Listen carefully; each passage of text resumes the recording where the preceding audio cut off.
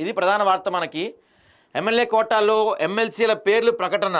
అద్దంకి దయాకర్, శంకర్ నాయక్, విజయశాంతి పేర్లు ప్రకటించారు. అన్ని పత్రికల్లో దాదాపుగా మనకి ఇదే వార్త కనపడుతుంది. ఈనాళ్ళు ఏమో సామాజిక న్యాయం విధేయత, ఎమ్మెల్సీ అభ్యర్థుల ఎంపికలో కాంగ్రెస్ దృక్కోణం ఇదే. ఆంధ్రజ్యోతిలో బాగా రాశారు, దీని గురించి చూద్దాం ఒకసారి మనం.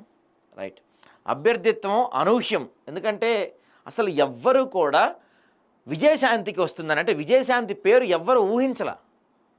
లాస్ట్ మినిట్ వరకు కూడా ఆ లిస్ట్ వచ్చిన తర్వాత కూడా చాలామంది నిజమా కాదా ఇది అనుకునే పరిస్థితి ఏర్పడింది అక్కడ. ఎందుకంటే విజయశాంతి అసలు అంటే ఆమె కాంగ్రెస్ పార్టీలో జాయిన్ అయినప్పటి నుంచి పెద్ద యాక్టివ్గా ఏమీ లేరు. ఎలక్షన్ ప్రచారంలో అయితే యాక్టివ్గానే తిరిగారు తప్పించి తర్వాత పెద్ద ఎక్కడ కనపడింది లేదు విజయశాంతి. దాదాపు 14 నెలలు అయిపోయిన తర్వాత ఇప్పుడు ఆమెకి ఎమ్మెల్సీ ఇచ్చారు ఎమ్మెల్యే కోటాలో. మరి ఇది ఎలా చూడాలి అంటే, ఎప్పటి నుంచో నాయకులు కొంతమంది ఉన్నవాళ్ళేమో ఇది మాకు అన్యాయంగా భావిస్తున్నారు, కొంతమంది ఏమో పార్టీ కోసం కష్టపడిన వాళ్ళకి మంచి గుర్తింపు వచ్చింది అనే అంశం పైన కూడా కొంతమంది చెప్తున్నారు.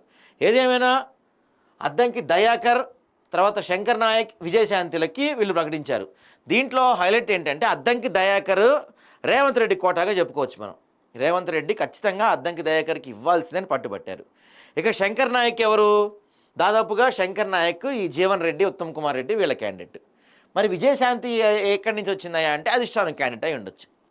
క్లియర్గా రేవంత్ రెడ్డికి ఒకటి ఇచ్చారు, అంటే రేవంత్ రెడ్డి వర్గానికి సంబంధించింది ఒకటి, ఆ తర్వాత ఈ జానారెడ్డి, ఉత్తమ్ కుమార్ రెడ్డి వర్గానికి సంబంధించింది ఒకటి, అధిష్టానం అనుకుంది ఒకటి. మొత్తం ఇలా మూడు పంచారని చెప్పుకోవచ్చు.